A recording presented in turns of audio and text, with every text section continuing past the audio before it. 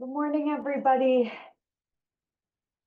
Today we are going to do a little bit of learning, and as we're learning this week, last week, next week, we're really dedicating our learning to all that has been lost in the Southern California fires. And in a very strange way, this week is Parshat Shemot, the beginning of the book of Exodus, Shemot. And famously, this is the week of the burning bush. And even before we go into a little bit of text learning about one piece of this story, a Dvar Torah to start our learning, that what we read is Vasne Einenu Okal, that the bush was not consumed. And it's a very odd thing to be reading that this week, of saying flames that lick do not actually eat what is inside. That yes, there's so much that is lost, and it's amazing to see us come together and to be there for one another, because that is not lost, that the bush was not consumed. So with that in mind, we're going to jump into our learning. And this week has one of my most favorite lines that for many years has been dear. This week, we see the line after Moshe notices the snet, the bush. There's step 2 after notice, which is actually realizing what space am I in. So first, Moshe sees the space from afar. Moshe is tending to his flock, and he sees something in the mountain. He goes after it. And there's a lot of commentators that say what's unique about Moshe is not that he was picked by God, that many people had walked by and saw this bush, but Moshe is the one who noticed it and then who pursued it. And that is different. And that's another Dvar Torah about what does it mean to see something and actually do something about it versus just seeing something and continuing to walk. So that's another Dvar Torah we could go in with this Parsha. And Moshe notices, and Moshe entered the space of where this strange situation is happening. And I'm going to pull it up for us to look together so we can see the verses together. I'm going to share my screen.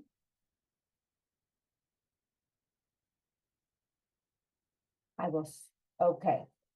I'm going to share, let's see, right here. Okay. So we're looking here, and first, a messenger of God appears to Moshe in the bush. He gazed, and there was a bush of flame, yet the bush was not consumed. Great, this we know. Then what happened? Because a lot of times we know the beginnings of these stories, and then we don't know the details of what happens after that. We know God talked to Moshe. Well, let's see. So, one, it had said a messenger of God, right? I'm going back a moment. Vayera malach Adonai, a messenger of God. And once that happens, Moshe says, Vayomer Moshe, Moshe said, Usrana ver'eh hamar'eh hagadol hazeh madua lo yiv'ar hasneh. I must turn aside to look at this marvelous sight. Why doesn't the bush burn up? Right? And it's a strange thing of Usrana va'ar'eh et hamar'eh hagadol hazeh. that I have to turn aside to look at this marvelous thing. And once Moshe kind of turns to really say, oh, I need to go one step further than just noticing while I walk by, but rather, I really need to like work on how do I see this thing. Then what happens? Verse 4, right here. When Adonai saw that he had turned aside to look, which is very strange language, and always when we are the joys and woes of technology. So, all right, so here we go. So, when Adonai saw that he turned aside, God then called out to him from the bush, which is strange because we now have a switch of going from the angel appearing, a messenger. Once the messenger perhaps said, oh God, this is a good one. This guy's noticing. Then God comes in and says, Moses, Moses, a classic double naming call out, like we see Abraham, Abraham. Here we see Moshe, Moshe, Vayomer Hineni. And Moshe said, here I am. So first Moshe walks by and he might have noticed something, so he pursues it. Number 2, a messenger from God appears to Moshe. 3, Moshe says, I have to turn aside and I got to see what this marvelous sight is. And then God says, Moshe, Moshe. And finally, Moses is able to say, here I am. And here's the line I want us to focus in on, right here, verse 5. Vayomer al tikra halom shel na'alecha me'al raglecha. God said, do not come closer. Al tikrav halom. Don't come closer, Moses. Shal na'alecha me'al raglecha. Remove the sandals from your feet. Ki hamakom asher ata omed alav mat kodeshu. Because the ground on which you stand is holy ground. Now I want us to just look at this line, Shal na'alecha me'al raglecha. Remove your sandals from your feet. Because this is an exquisite Hebrew line with so much underlying meaning.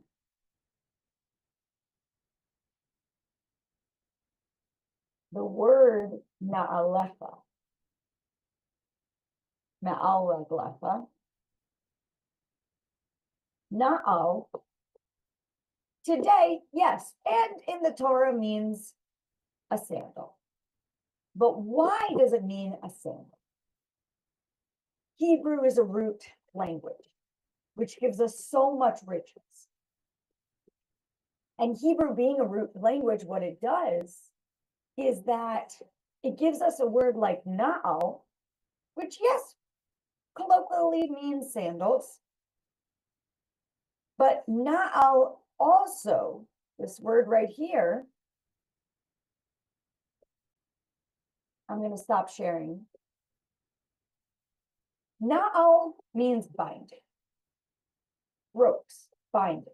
And if you're thinking about an ancient sandal, right, that's what it would look like. It would be a piece of wood or some woven straw or some piece of something. And then you have ropes or straps or bindings around your sandals, around your feet.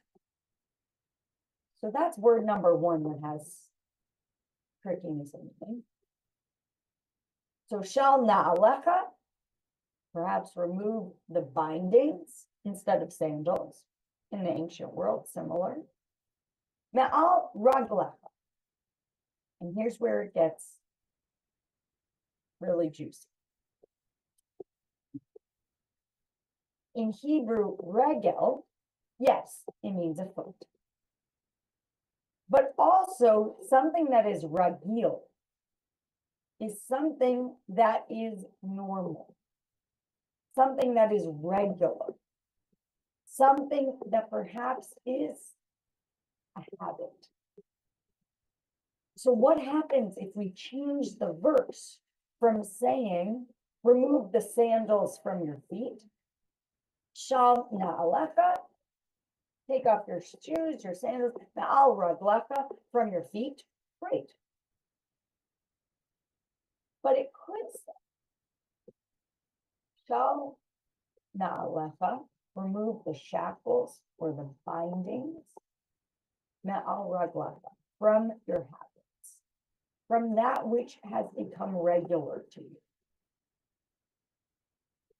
So for Moshe to be able to actually respond, here I am, meaning the first thing God asks of him is not come closer.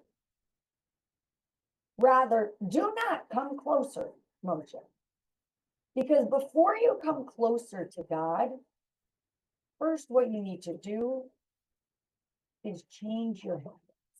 Remove the shackles that bind us to our habits that are perhaps not healthy habits, or habits that have just become so normal that they're not necessarily unhealthy, but we need to be a little bit of a different person if we're really going to stand in the presence of God.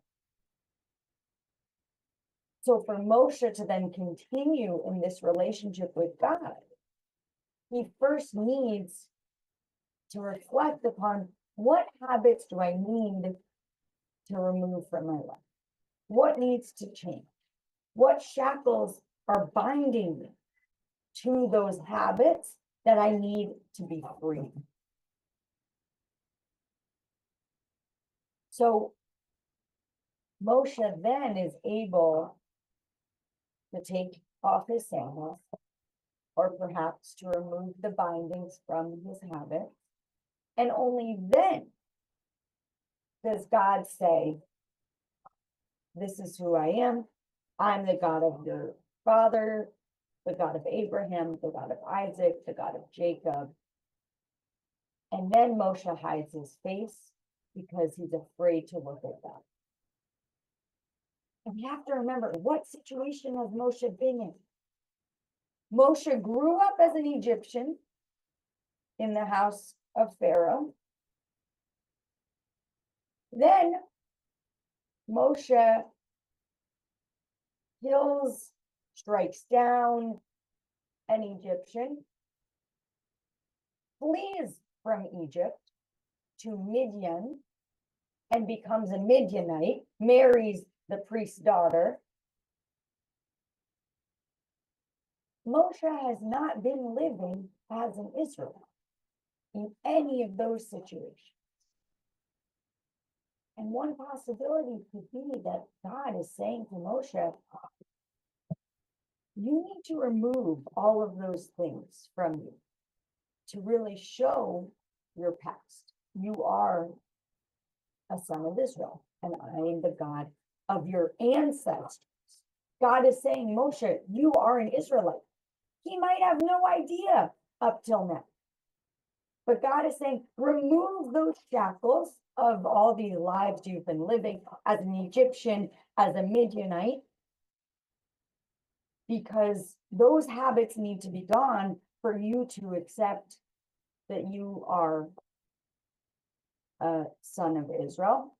I am the God of your ancestors, Abraham, Isaac, and Jacob. And then Moshe sees, I am in the presence of God. So with that, as we enter this week, yes, we might not be removing our past Egyptians and our past Midianites to recognize that we are children of the Israelites, but we can in fact say, what types of shackles do I need to remove for myself from the unhealthy habits that I have been accustomed to in order to see God?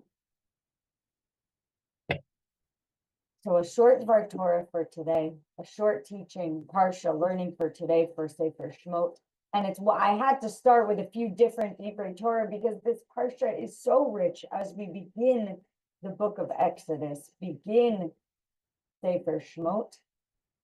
May our learning continue because we could dive into every single line of this Parsha. But with that, it's only Tuesday, but an early Shabbat Shalom. May we all have some rest this week and some good learning of Torah.